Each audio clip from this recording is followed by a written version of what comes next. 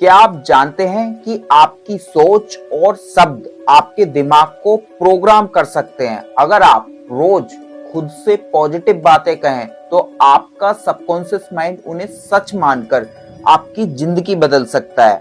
आज हम बात करेंगे नेपोलियन हिल की किताब थिंक एंड ग्रो रिच के चैप्टर नंबर 4 ऑटो सजेशन के बारे में।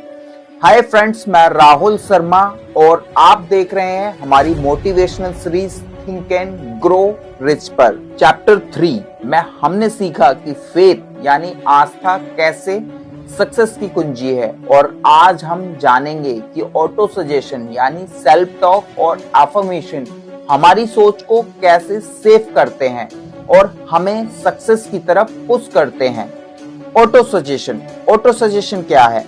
ऑटो सजेशन का मतलब है बार बार अपने मन को वही बातें सुनाना जो आप चाहते हैं। यह एक तरीका है जिससे हम अपने सबकॉन्शियस माइंड को कंट्रोल और प्रोग्राम कर सकते हैं। सिंपल शब्दों में, जो बातें आप बार बार खुद से कहते हैं वही आपकी रियलिटी बन जाती है।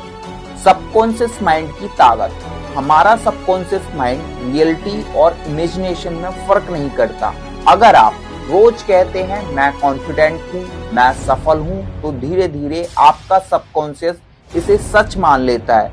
उसी के अनुसार आपके बिहेवियर, डिसीजन और एक्शन बदल जाते हैं।